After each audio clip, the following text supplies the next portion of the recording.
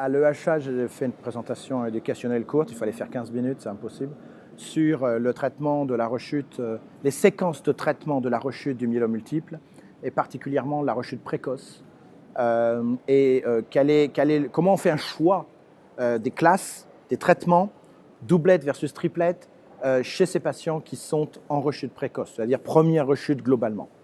Un des critères clés, c'est évidemment le comportement de la maladie, l'âge du patient, sa capacité à encaisser des traitements.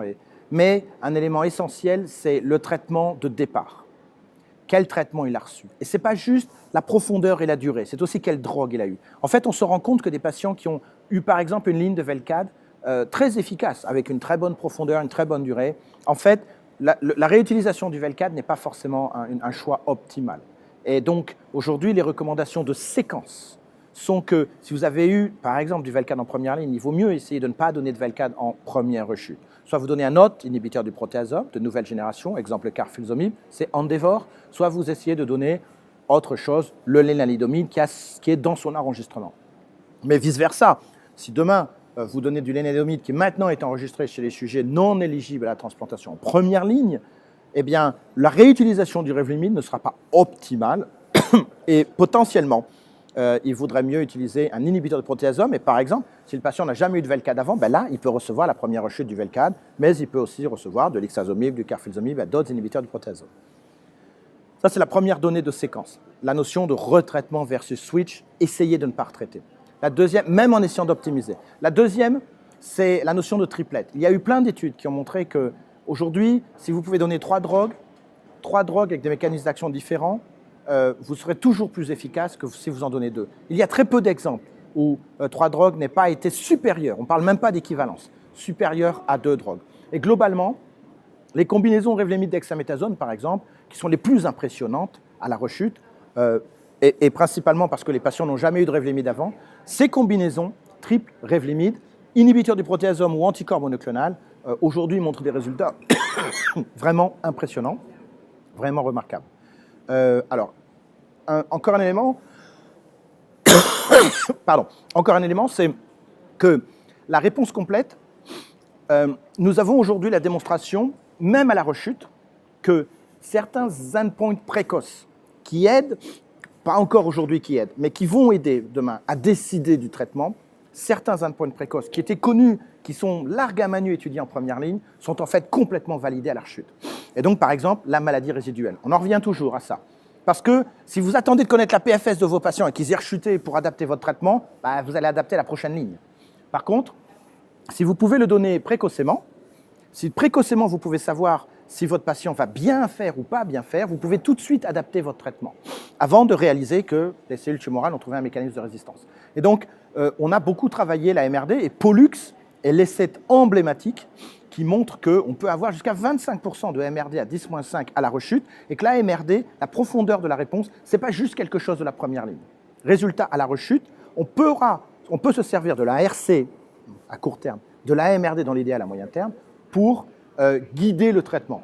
Ce n'est pas ce que Pollux a montré. Pollux a montré le niveau de profondeur, le taux de MRD et comment ces patients faisaient mieux. Demain, il faudra démontrer que, connaissant ma MRD à 4-6 mois, quelque chose comme ça, je pourrais décider de l'évolution de mon traitement. Ça, c'est encore trop précoce. Voilà. Un des derniers éléments de ma présentation, c'était que la notion de j'ai eu du Revlimid, donc je vais avoir un inhibiteur de protéasome, ou j'ai eu un inhibiteur de protéasome, donc du Revlimid, c'est une notion qui est aujourd'hui, mais qui évidemment va imploser, parce qu'on va faire des triplettes en première ligne, où on va mettre des inhibiteurs du protéasome avec des imides. Donc, ce n'est plus la séquence imide vers inhibiteur du protéasome ou inhibiteur du protéasome vers imide qui va compter. C'est la séquence, j'ai combiné un inhibiteur du protéasome avec un imide, donc à la rechute, je vais combiner un imide avec un autre inhibiteur du protéasome ou un anticorps monoclonal. Et donc, il faut s'attendre à ce que la notion de séquence continue d'être clé, mais le type de séquence dont on va parler dans 3 ans sera forcément différent du type de séquence dont on parle aujourd'hui. Finalement, et pour finir, il y a une zone grise dans le myélome, parce qu'il y a toujours des patients qui font des profils un peu uniques. Ce sont les patients qui, par exemple, ont eu une maladie il y a 7 ans, qui ont été traités il y a 7 ans, qui ont fait très bien pendant 7 ans, et le patient, il vient vous voir, il vous dit « mais moi, je veux le traitement que j'ai eu il y a 7 ans, parce qu'il m'a réussi, regardez, j'ai été 7 ans tranquille ». Et forcément, c'est difficile de ne pas dire non à un patient qui, en plus, a eu l'efficacité et n'a pas eu de toxicité. Il faut quand même savoir que donc dans ces zones grises, dans ces zones où, voilà, où les évidences sont un peu battues en brèche, les évidences restent les évidences. Vous pouvez retraiter un patient qui a fait extraordinairement bien avec un traitement il y a 7 ans. Il n'y a aucune difficulté. Mais les résultats sont quand même jamais excellents, jamais meilleurs, toujours équivalents, éventuellement inférieurs.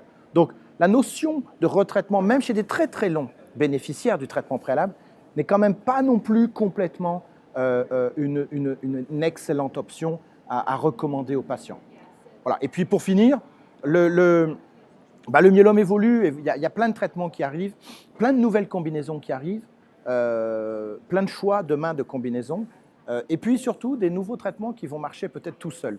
Donc cette notion de il faut séquencer d'une certaine façon, il faut faire des triplettes parce que c'est meilleur que double, donc toujours mieux, toujours plus fait mieux dans le myélome, va aussi être battu. L'ensemble du concept, l'ensemble de nos croyances vont être battus en brèche par des patients, exemple des T11-14 ou des BCL2 haut, MCL1 bas, chez qui on va pouvoir donner du vénétoclax, peut-être en monothérapie, et on verra que la maladie est contrôlée avec un effet maintenance. Donc voilà, il faut pas. Aujourd'hui, on a une idée claire avec les drogues que l'on a et les enregistrements que l'on a et les remboursements que l'on a, comment on manage ces drogues pour rendre service aux patients.